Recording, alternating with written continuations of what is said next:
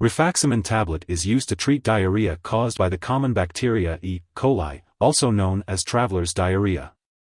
It should not be used if you have a fever or bloody diarrhea. This medication works by stopping the growth of bacteria and treats only bacterial infections, not viral ones like the common cold or flu. It is also used to treat irritable bowel syndrome with diarrhea and to prevent a brain problem caused by liver disease, known as hepatic encephalopathy. This medication may help you think more clearly. The daily dosage and optimal timing for taking Rifaximin tablet should be determined by a healthcare professional. Before taking Rifaximin, make sure to read the patient information leaflet provided by your pharmacist. If you have any questions, don't hesitate to ask your doctor or pharmacist. The dosage of Rifaximin will depend on your medical condition and how you respond to the treatment. For traveler's diarrhea, take this medication by mouth with or without food as directed by your doctor, usually 3 times a day for 3 days.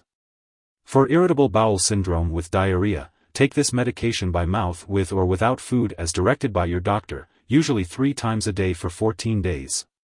To prevent hepatic encephalopathy, take this medication by mouth with or without food as directed by your doctor, usually 2 times a day.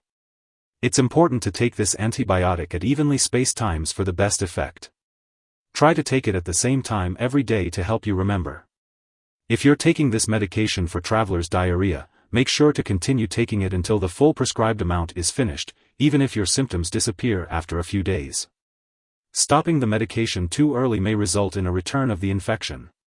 If you're still experiencing diarrhea after 1 to 2 days, have bloody diarrhea, or have a fever along with the diarrhea, make sure to inform your doctor.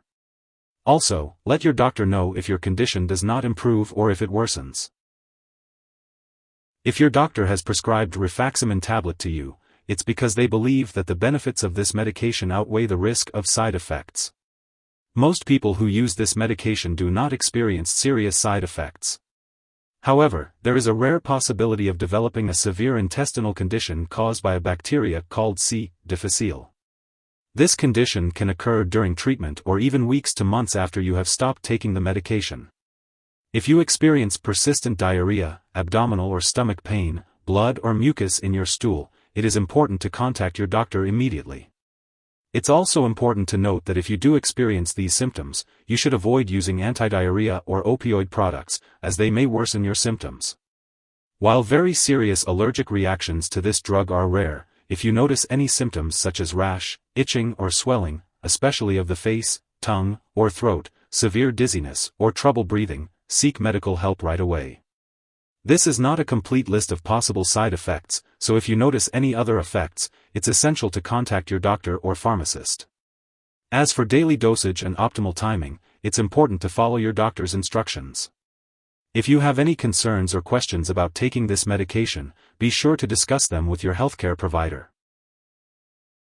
Before taking Rifaximin tablet, it's important to talk to your doctor if you have any allergies to Rifaximin or other similar medications.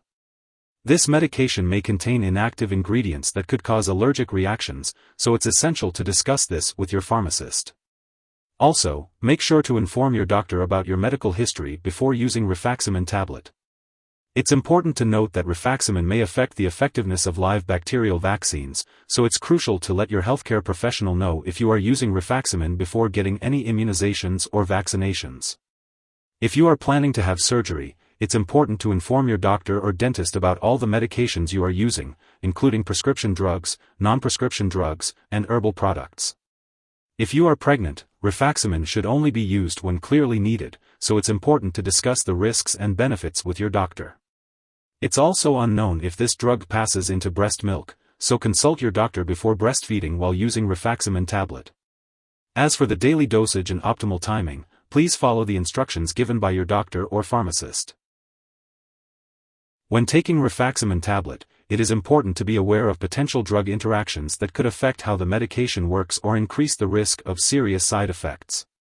It is essential to keep a comprehensive list of all the products you use, including prescription/non-prescription drugs and herbal products, and to share this list with your doctor and pharmacist. It is also important to consult with your doctor before starting, stopping, or changing the dosage of any other medications while taking Rifaximin tablet. This will help ensure the safe and effective use of the medication. If someone has taken too much Rifaximin tablet and is experiencing severe symptoms like loss of consciousness or difficulty breathing, it is important to seek immediate medical help. In the U.S., you can call the local poison control center at 1-800-222-1222, and in Canada, you can contact a provincial poison control center. It is important not to share this medication with others. Rifaximin tablet has been prescribed specifically for your current condition, and it should not be used later for another infection unless your doctor instructs you to do so. If you forget to take a dose of Rifaximin tablet, take it as soon as you remember. If it's almost time for your next dose, just skip the missed dose and continue with your regular dosing schedule. Don't take extra medicine to make up for the missed dose. When it comes to storing Rifaximin tablets, it's important to keep them at room temperature, away from light and moisture. Remember not to store them in the bathroom, and always keep them out of reach of children and pets. When it comes time to dispose of any expired or unused tablets, it's best to consult with your pharmacist or local waste disposal company for the proper way to do so.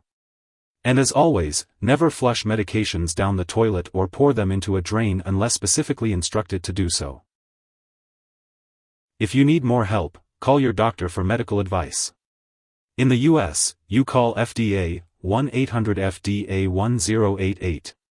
In Canada, you may call Health Canada 1-866-234-2345. Wishing you good health. Thanks for watching.